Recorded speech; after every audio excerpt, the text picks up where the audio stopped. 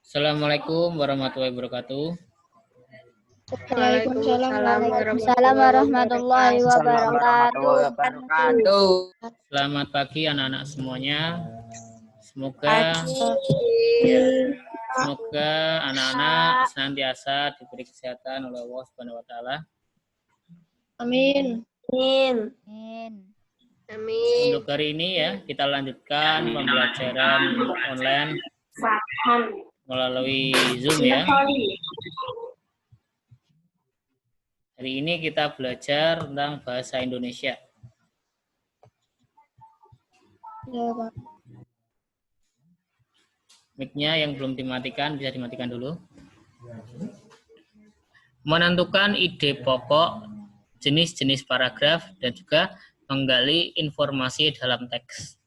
Ya, ini Pak Rahmat gabung di materi tema 1 ya dan tema 2 Pak Rahmat gabung karena kemarin di tema 1 Pak Rahmat belum sempat menerangkan. Ya, sebenarnya ini semuanya sudah pernah dijelaskan di kelas 4 dan kelas 5. Ya, kalau kamu masih ingat ya, ini sudah pernah dijelaskan semuanya di kelas 4 dan 5, hanya mengulangi. Seperti itu ya. Beberapa kali Pak Rahmat minta tugas ya, memberi tugas kamu untuk membuat paragraf ya, untuk mencari ide pokok. Ya, tapi ternyata Pak Rahmat lihat ada cukup banyak anak yang masih lupa. Belum tahu atau lupa ya. Harusnya lupa karena dari Bu Sarah ya dan Bu Murtati bilang sudah pernah diajarkan. Ya, enggak apa-apa, kita ulangi lagi hari ini. Menentukan ide pokok paragraf. Ide pokok atau gagasan pokok ya, atau juga bisa disebut juga gagasan utama adalah gagasan yang paling penting dalam paragraf. Ide pokok terdapat atau bisa kamu temukan dalam kalimat utama. Ide pokok berfungsi memberitahu pembaca tentang apa yang diperbincangkan atau yang dibahas dalam paragraf itu dan menjadi sandaran bagi kalimat-kalimat lain dalam paragraf itu.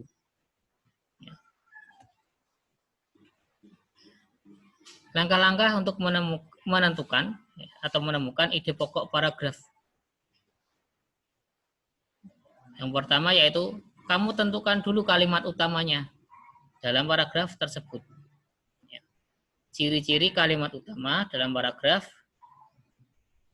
yaitu yang pertama, kalimat utama itu memberitahu pembaca tentang apa yang akan dibahas nanti dalam paragraf tersebut. Yang kedua, kalimat utama itu yang memberi arah atau pengendali terhadap permasalahan yang akan dibicarakan. Dan yang ketiga, kalimat utama yaitu yang juga jadi sandaran bagi kalimat-kalimat lain dalam paragraf dan juga menjadi titik tolak dari kalimat pengembang atau kalimat penjelas. Nanti ada contohnya. Kemudian setelah kamu ketemu dengan kalimat utamanya atau kalimat utama sudah kamu temukan, kamu cari inti dari kalimat utama tersebut. Ya, contohnya ini ada kalimat utama. Ya, kalimat utamanya adalah sikap kritis masyarakat terhadap layanan kesehatan yang diberikan oleh tenaga medis masih sangat diperlukan.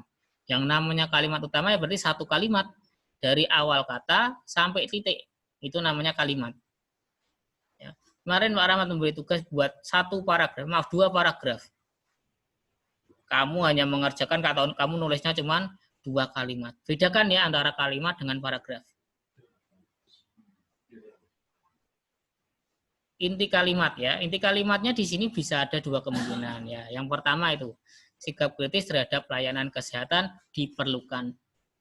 Yang kedua bisa juga sikap kritis diperlukan terhadap layanan kesehatan. Hanya susunan katanya yang dibolak-balik. Jadi nanti satu paragraf itu bahasnya ya tentang layanan kesehatan itu. Kemudian ada contoh paragraf, contoh soal. Ya. Air laut pasang terjadi di beberapa wilayah di Indonesia. salah satunya kawasan Jakarta Utara. Naiknya air laut di kawasan tersebut sudah berlangsung selama sepekan. Tingginya kenaikan permukaan air dikhawatirkan akan membuat kawasan tersebut tergenang. Ya, pertanyaannya, tentukan ide pokok dari paragraf di atas. Silakan kalian perhatikan dulu itu. Kamu tentukan dulu. Langkah pertama tadi apa? Tentukan kalimat utama. Ya, kalimat utama ya yang paling sering itu atau sangat sering muncul itu di awal paragraf atau di kalimat yang paling awal. Ya, lihat itu kalimat yang paling awal. Apa kalimat yang paling awal? Air laut pasang terjadi di beberapa wilayah di Indonesia, salah satunya kawasan Jakarta Utara. Kalau yang ditanyakan adalah tentukan kalimat utama dari paragraf di atas, adalah itu tadi yang Pak Rahmat sampaikan. Tapi karena yang ditanyakan adalah ide pokok, berarti kita harus cari apa yang kedua tadi langkahnya? Cari inti. Inti dari kalimat utama tersebut. Ya, kita lihat pilihannya. A. Air laut pasang terjadi di kawasan Jakarta Utara. B. Naiknya air laut sudah berlangsung selama sepekan. C. Pasangnya air laut dikhawatirkan membuat Jakarta Utara tergenang. D. Pasangnya air laut di beberapa wilayah di Indonesia sangat mengkhawatirkan. Mana di antara keempat pilihan ini yang paling tepat? Kira-kira yang mana yang paling tepat? Apa A? A. Apa? Fatan coba. Fatan. A. Jawabannya apa Mas Fatan? Apa? Ya, kita lihat ya jawabannya. Ya, betul. A. Apa? Air laut pasang terjadi di kawasan Jakarta Utara. Yuk, kita lihat lagi kalimat utamanya ya. Air laut pasang terjadi di wilayah Indonesia, salah satunya kawasan Jakarta Utara. Disebutkan ya di kalimat utama. Seperti itu ya. Nah, nanti berarti kalimat selanjutnya membahas tentang apa? Air laut pasang di Jakarta Utara. Dilihat yaitu di kalimat kedua, kalimat ketiga. Itu. Lanjut ya. Sekarang Pak Rahmat ingin kamu bisa membedakan antara paragraf dengan kalimat. Ya, kemarin ya Pak Rahmat sudah bilang ya, banyak yang keliru. Tugas membuat 2 paragraf, kamu malah membuat 2 kalimat. Jadi sedikit sekali. Ya. Apa karena kamu lupa atau belum tahu? Harusnya karena mungkin kamu lupa. Terlalu lama di rumah mungkin ya. Ya, dibedakan. Ini apa kira-kira? Kalimat atau paragraf? Dani, coba. Jawab, Mas. Kira-kira ini kalimat atau paragraf? Halo, dengar enggak suaranya Pak Rahmat? Dengar, Pak. Benar. Dengar, Pak. Ini enggak dengar berarti. Kurang enggak tahu ya. Ya, ini adalah contoh dari kalimat. Ya, ini kalimat. Dari awal kata sampai titik ya, sampai titik ini dinamakan kalimat. Ya, kemudian bedanya dengan paragraf, ya ini adalah contoh dari paragraf. Paragraf terdiri dari beberapa kalimat. Ya. Bisa 3, bisa 4 atau lebih. Ya, seperti itu. Lihat, ada berapa titik toh ini di sini? Ini 1 ya. Air laut pasang terjadi di beberapa wilayah di Indonesia, salah satunya kawasan Jakarta Utara. Titik. Berarti ini 1 kalimat. Naiknya air laut di kawasan tersebut sudah berlangsung selama sepekan. Titik. Kalimat kedua. Tingginya kenaikan permukaan air dikhawatirkan akan membuat kawasan tersebut tergenang. Titik. Ini kalimat ketiga. Nah, inilah yang dinamakan paragraf. Ya. Minimal ada 3 kalimat. Ya, terdiri dari yang namanya tadi kalimat utama ya dan juga kalimat penjelas. Ya, ada kalimat utama dan kalimat penjelas. Ya, udah. Yang selanjutnya ya, jenis-jenis paragraf ya berdasarkan kalimat utama. Tadi untuk menentukan ide pokok ya, kalian harus pertama-tama kamu harus menentukan yang mana atau kalimat utamanya. Ya, kamu harus tahu kalimat utamanya. Nah, di sini ya, paragraf itu ya berdasarkan letak kalimat utamanya dibagi menjadi 3. Yaitu ada paragraf deduktif, paragraf induktif, dan paragraf campuran atau deduktif-induktif. Paragraf deduktif ya, adalah jenis paragraf yang dikembangkan dengan pola deduksi, yaitu dengan memaparkan hal yang bersifat umum, kemudian menyebar ke hal yang bersifat khusus.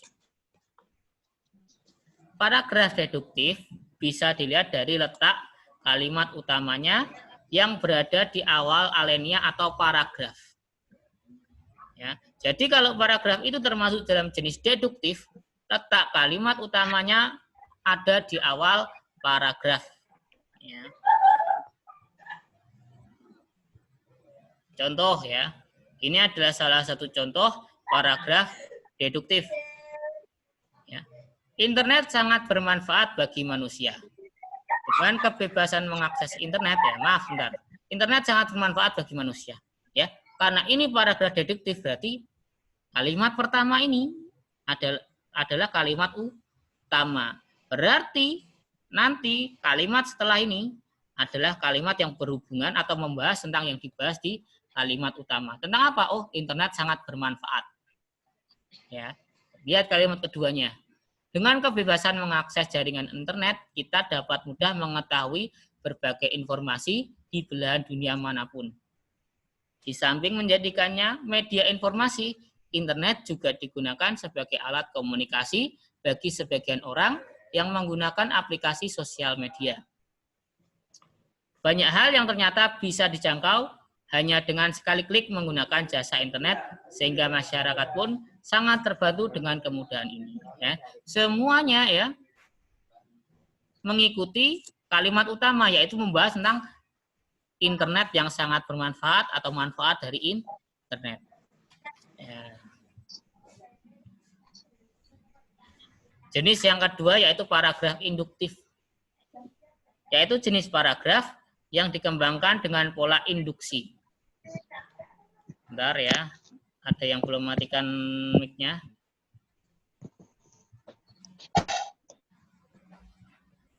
Yaitu memaparkan hal-hal yang khusus ya, kemudian menuju ke hal yang umum. Kebalikannya dari deduktif tadi. Paragraf induktif adalah paragraf yang terletak atau letak kalimat utamanya ada di akhir paragraf. Ya, kebalikan dari deduktif. Deduktif di awal paragraf atau kalimat yang pertama, kalau induktif di akhir paragraf atau kalimat yang terakhir. Contoh ini. Ya. Karena ini paragraf deduktif, ya. Berarti kalimat utamanya ada di kalimat terakhir. Mana kalimat terakhirnya itu? Ya, dapat dikatakan banjir bandang yang melanda Denpasar minggu lalu itu membawa dampak yang buruk bagi kesehatan anak korban banjir. Berarti ya nanti satu paragraf itu ada hubungannya dengan kalimat utama ini. Yaitu apa? Banjir bandang yang melanda Denpasar. Ya. Kita baca yuk. Setelah banjir surut, anak-anak yang berhasil dievakuasi kemarin diantar ke pelayanan medis darurat untuk diberikan pemeriksaan. Ternyata kasus penyakit yang diderita anak-anak korban banjir bandang tersebut cukup beragam.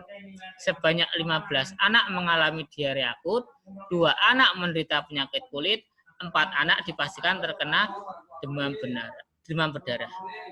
Ya, itu membahas tentang apa? Oh, banjir bandang ya yang melanda Denpasar minggu lalu dan dampaknya. Nah, ya, ini salah satu contoh dari paragraf induktif. Ya, lanjut. Yang ketiga, ya. Paragraf campuran atau deduktif induktif. Paragraf campuran adalah paragraf yang didahului dengan mengungkapkan kalimat utama ya di awal dan di akhir paragraf. Jadi ya di sini di paragraf campuran kalimat utamanya ada dua, di awal dan di akhir paragraf. Di awal disebutkan, di akhir nanti juga dimantapkan lagi atau diulang kembali, disebut lagi. Ya, ini dengan kata lain ya, paragraf campuran adalah paragraf yang memiliki dua kalimat utama. Contoh, kita langsung ke contoh. Yuk. Sebagian besar wanita sangat menyukai bunga. Bunga dapat menjadi simbol kelembutan hati seorang wanita. Demikianlah yang disebutkan dalam seminar literatur pecinta mawar yang digelar di Gedung Seni Sasana Budaya Singaraja minggu kemarin. Beberapa kaum hawa yang hadir dalam seminar menyetujui pendapat bahwa bunga adalah simbol wanita. Oleh karena itu, tidak heran bila penyuka bunga didominasi kaum wanita.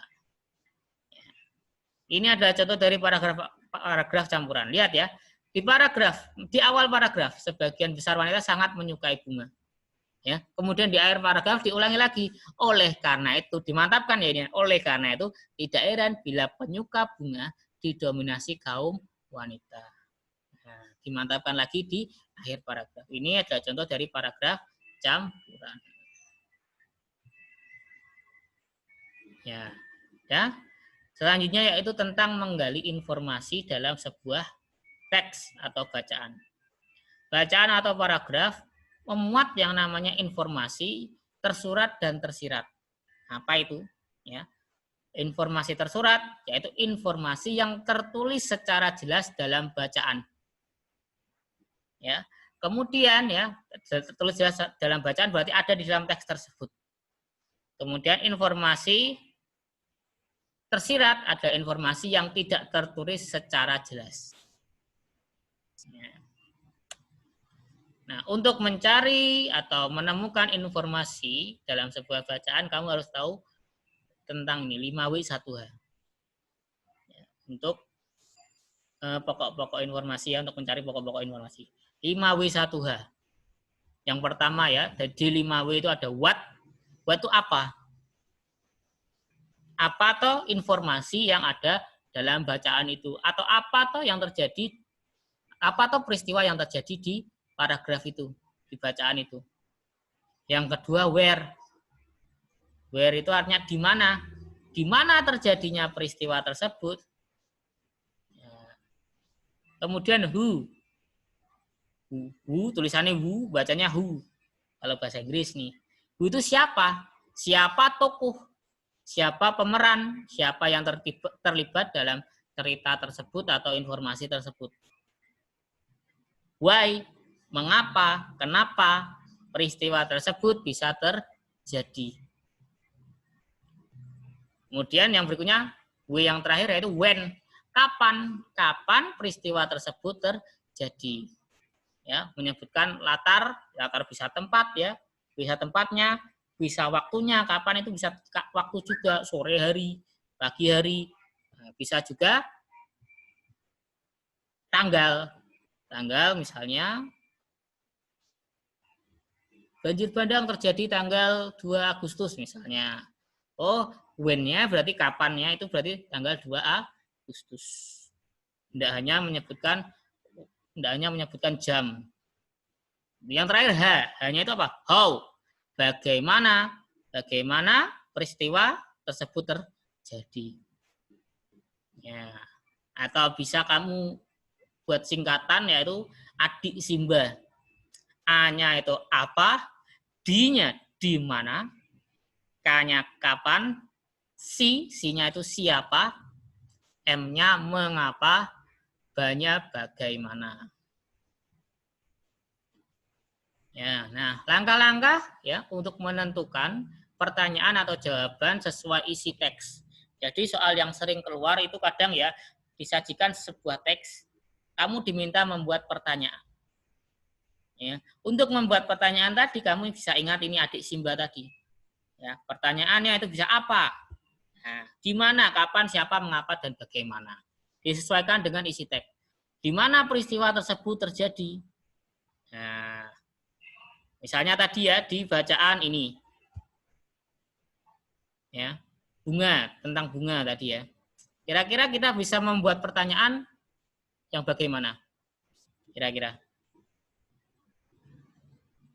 di mana ya seminar literatur pecinta mawar digelar? Nah, ada enggak jawabannya di bacaan? Ada ya, di Gedung Seni Sasana Budaya. Di mana ketemu? Nah, bisa jadi pertanyaan. Kemudian, kapan seminar literatur pecinta mawar digelar? Minggu lalu. Ada juga jawabannya. Siapa ya yang mengikuti seminar pecinta bunga? Itu ya.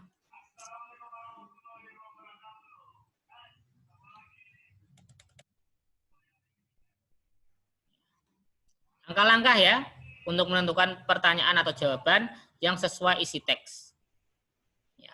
Yang pertama, bacalah dengan cermat ya kutipan teks. Ya. Ini sama seperti kamu ketika kamu mencari atau membuat kesimpulan, membuat ringkasan. Harus dibaca dengan cermat ya kutipan atau isi dari teks bacaan tersebut. Yang kedua, pahami isi teks dengan benar.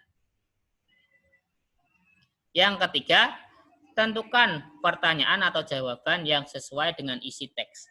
Jadi ya, sebenarnya ini gampang sekali. Cuman yang sering membuat salah atau keliru dalam kamu menjawab itu adalah karena kamu tidak mau membacanya. Itu loh, ada bacaan yang panjang, kadang-kadang malas, langsung bu lewati. Nah, jangan ya kalau bahasa Indonesia kamu harus mau membaca. Itu karena biasanya ya yang namanya jawabannya itu ada di dalam teks atau bacaan tersebut. Ya, ini tadi ya, untuk membuat pertanyaan apa? Ya. Apa peristiwanya? Kira-kira berarti jawabannya apa? Oh, hal yang terjadi. Apa kegiatan tadi? Apa isi dari kegiatan tadi? Misalnya bacaan bunga tadi, oh, apa? Seminar literasi bunga. Nah.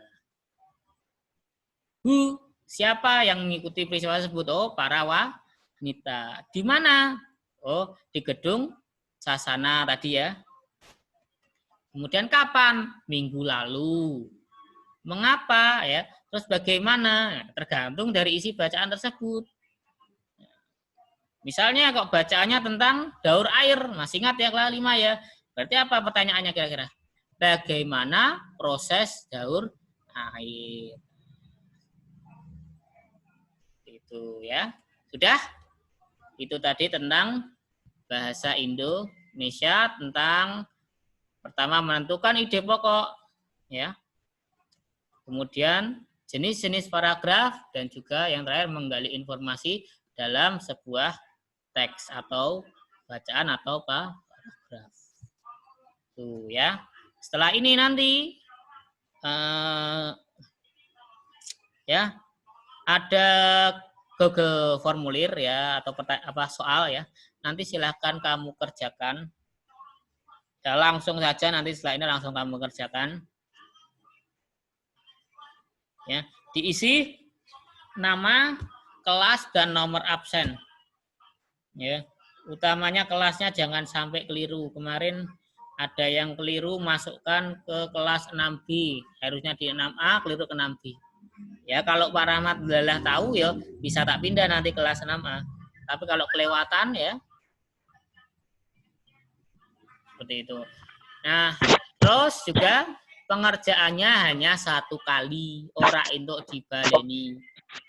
Itu ya Pak Rahmat tahu sing baleni ya misalnya ya nilaimu pertama kok 70. Ya. Sing kedua 90. Berarti kan baleni. Ya, di akhir itu ya, di akhir kamu mengerjakan itu ada kuncinya. Kamu bisa lihat kok jawabanku salah itu kenapa? Kok jawaban ini betul itu kenapa? Ya, tapi Pak Rahmat minta mengerjakannya hanya sekali, tidak boleh diulang. Sekali. Ya, ketahuan kok sing ngulangi kok. Ya, yang kalau diulangi yang tak ambil nilai yang pertama. Seperti itu, ya. Dah? Ada yang mau ditanyakan? Pak. Siapa? Nanti Amaira Pak, nanti apa Google pertanyaan dari Google-nya itu dikirim nggak nilainya atau nanti kekirim sendiri? Nggak usah dikirim, langsung otomatis masuk nanti ke HP-nya Pak Rahmat. Itu ya. Ada lagi yang mau tanyakan?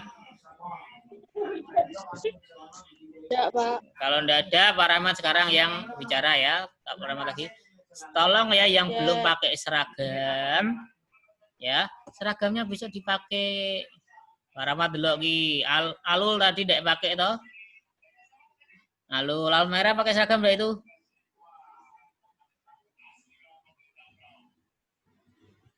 Pakai ada Almera? Pakai Pak. Nah, ya, tolong seragamnya dipakai ya, ben Pak Rahmat tahu kamu di mana, benar-benar di rumah enggak. Ya, seperti itu. Udah ya, ada yang ditanyakan lagi? Enggak ada?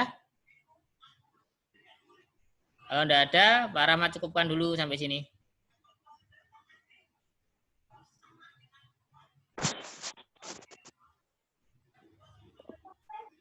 Cukup ya? Kalau sudah cukup, Pak Rahmat akhiri. Terima kasih. Wassalamualaikum warahmatullahi wabarakatuh. Waalaikumsalam warahmatullahi wabarakatuh.